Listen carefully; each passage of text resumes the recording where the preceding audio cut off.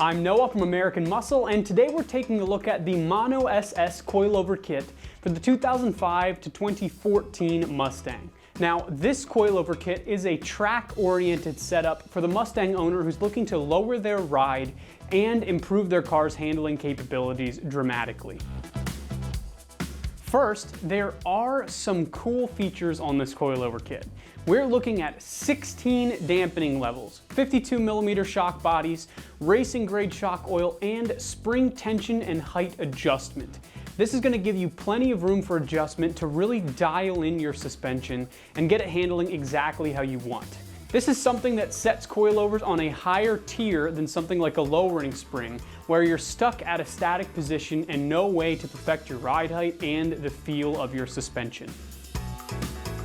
Now, these coilovers are all metal, and you can tell that pride was taken in the construction of this kit. Some of the points to note: we have steel shock bodies, Koyo Japanese 6204 bearings, CNC aluminum accessories, and everything is coated in a protective finish to combat corrosion. Then, to top it all off, they come with a limited 1-year warranty which will protect you from any manufacturing defects. Coming in right around the $1,000 price point, these coilovers from Mono SS prove to be a decent price for a complete install kit. Now, one more thing I feel is worth mentioning is that something like a lowering spring kit may be a cheaper option than a set of coilovers. However, they still require spring compression and some more labor to get the struts assembled before installation.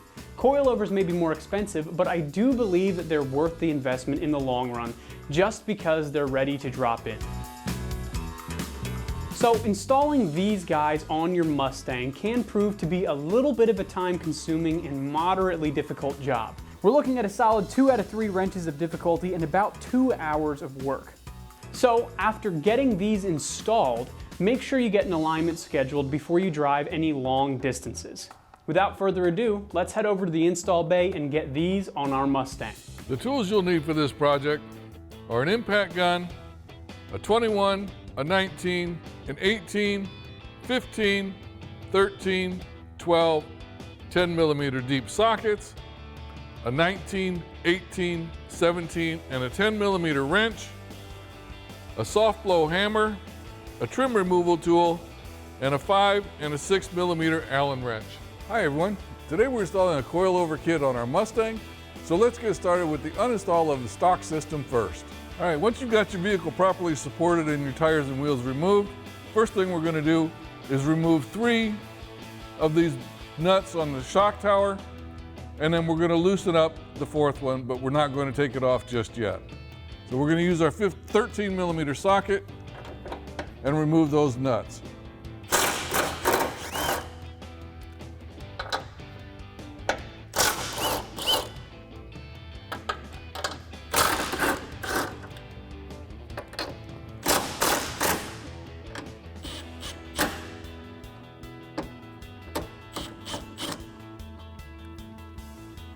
All right, now we're going to remove this push pin that holds our ABS line in using our trim removal tool.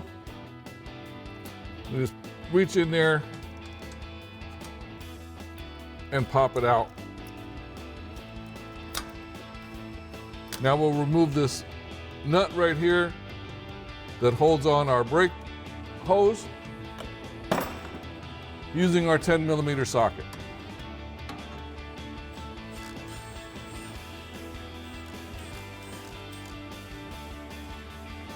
Pull that out of the way. Now we'll go ahead and remove our upper sway bar link using our 18mm socket.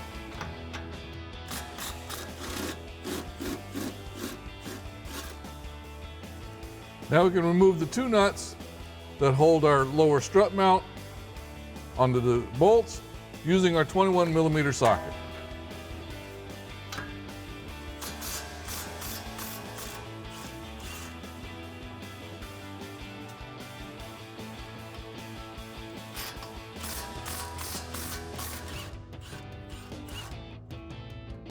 Now at this point you may need to use a soft mallet just to go ahead and drive those bolts out.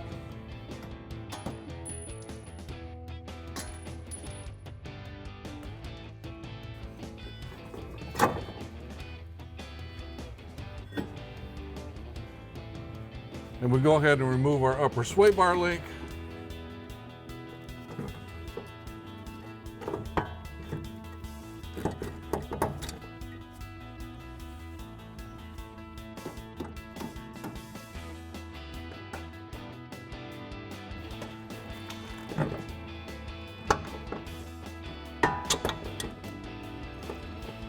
Now we can remove the last remaining nut at the top of our strut and go ahead and slide the strut out. All right, now we'll hold our strut at the bottom, make sure it doesn't fall on the ground. Remove that last nut at the top.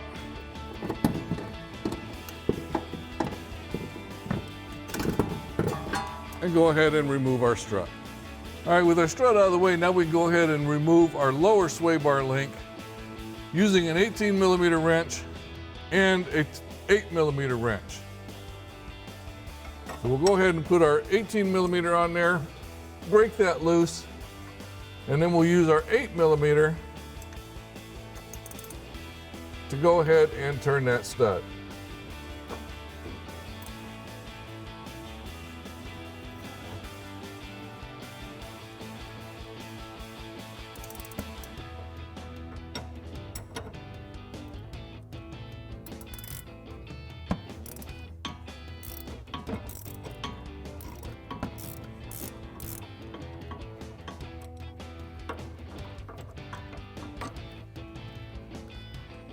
Now we can go ahead and install our sway bar link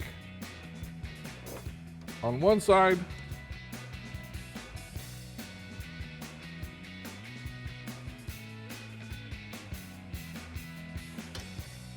and we'll use our 6mm Allen wrench and our 19mm wrench to tighten this up.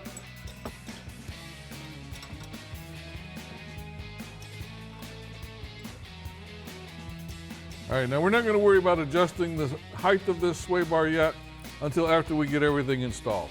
Now we can go ahead and insert the top portion of our strut here back up into the fender well, into the strut support, making sure that this alignment notch here is lined up with the lower mounting bolts for the strut. Now we'll go ahead and insert this back into the original holes and loosely attach the provided nuts to hold it in place.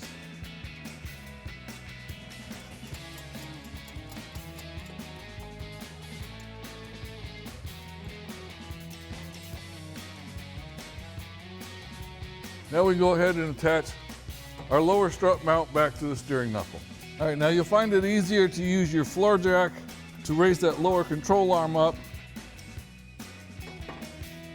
to align the holes in your steering spindle and the strut.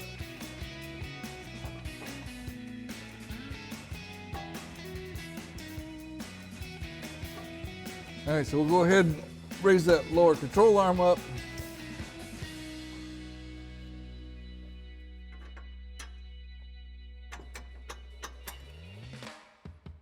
Get the first one in, then you can go ahead and lower your jack out of the way and get things lined up for the lower one. Go ahead and slide that bolt in, put your nuts back on.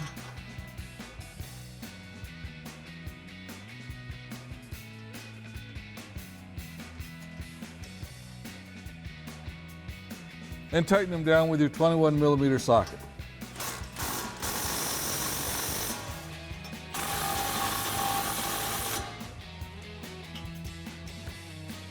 Now we go ahead and tighten down our 4 nuts at the top using our 12mm socket.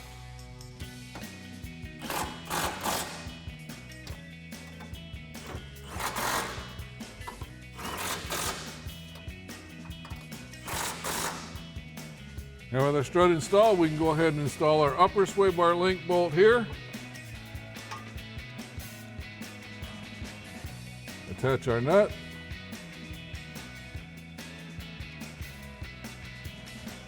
And we'll tighten that nut down using our 6mm Allen head wrench and our 19mm socket.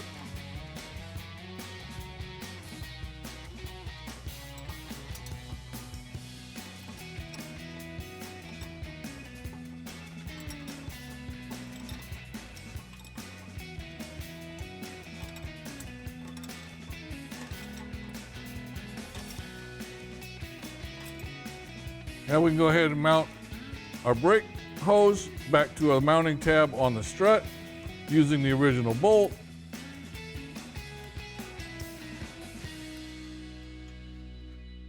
And the kit does come with a new nut to go on the back side.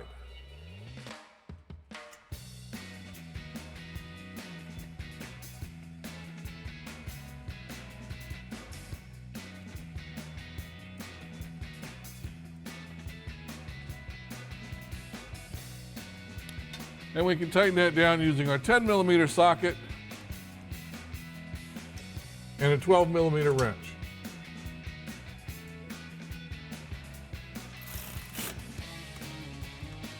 Now you can go ahead and reattach your ABS sensor line to the strut as well, simply by pushing in on the clip.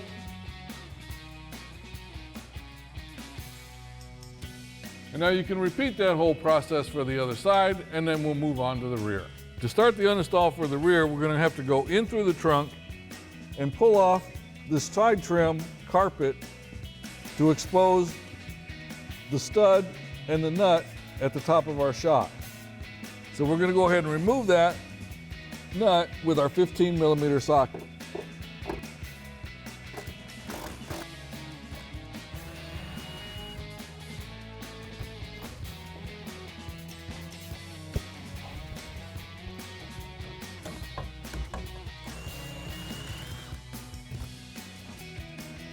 Now you're going to want to keep this because you're going to reuse it on the new shock. Now we can go ahead and remove this 10mm bolt here that's right in front of the rear caliper, because we are going to be lowering the axle to remove the springs.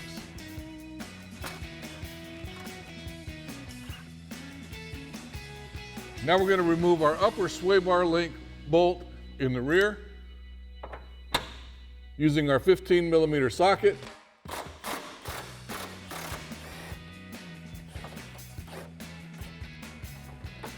And you're going to want to do this for both sides because this does have to come out so that you can access the bolt for the lower shock mount. Now you can go ahead and remove the bolts on both sides and swing the sway bar out of the way. Now at this point you do want to have a jack underneath your axle just to hold up the tension on the spring, and then we'll go ahead and remove our lower shock mount bolt using our 15mm socket.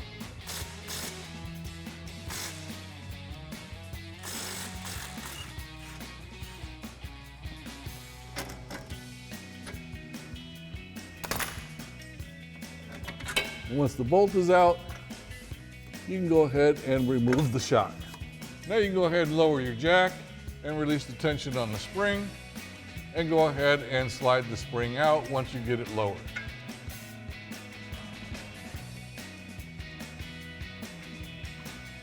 We'll just lift up on the spring and slide it out.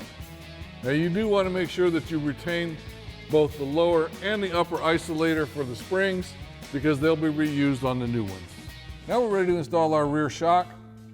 And at this point, you're going to need an extra pair of hands just to make it easier to get this installed. First thing we're going to do is remove this adjusting knob from the top of our shock. Now ours is just finger tight, but if yours is a little tighter when it arrives, you can always use a 14mm wrench to loosen it and pull that adjusting knob right out of the top. Once you've got that out, we're going to remove this top washer and the top bushing.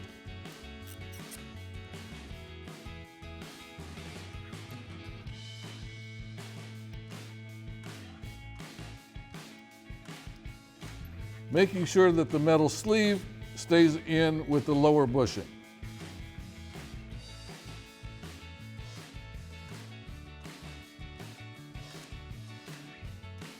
All right, then we can go ahead and insert this back into the original hole in the fender well and put the bushing, the washer, and the supplied nut on top and tighten it down.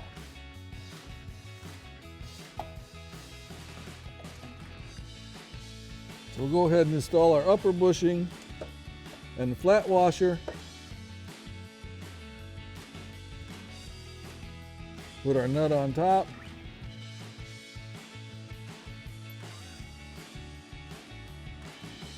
And we'll tighten that down with our 19mm socket.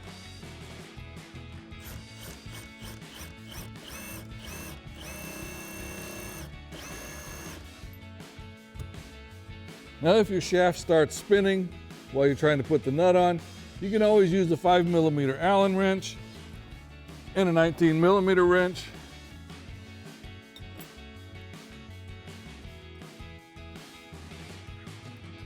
And tighten that nut down.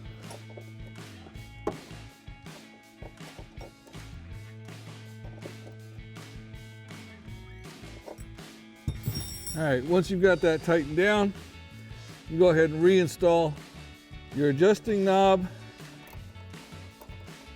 and tighten the nut down on top of that.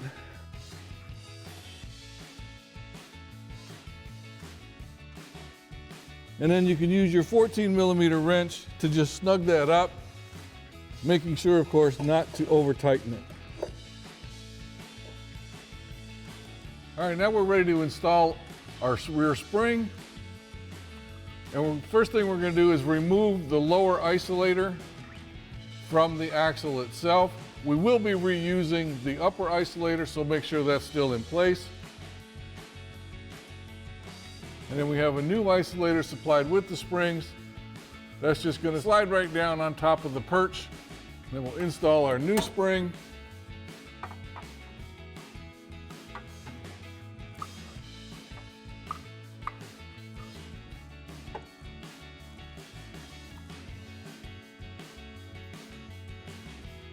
And once we've got it in place, go ahead and raise up our axle, get our shock lined up, reinstall our lower shock bolt,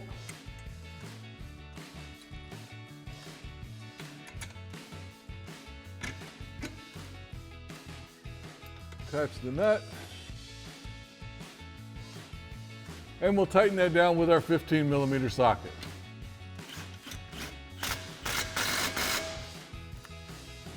And once you've got that done, you can go ahead and repeat that whole process for the other side. And once you've got your springs and shocks installed on both sides, we can go ahead and reattach our rear sway bar.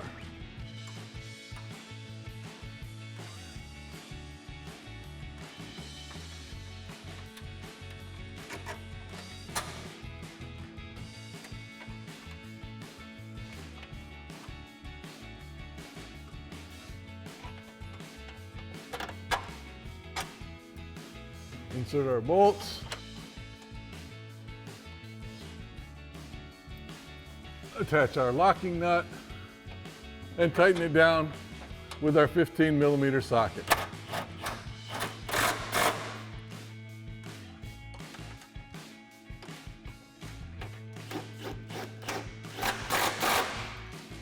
Now once you've got both sides of your sway bar attached, you can go ahead and lower your jack. And then once you've got everything attached and it's secure, make sure there's no interference. Make sure that you tighten everything down to recommended torque specs.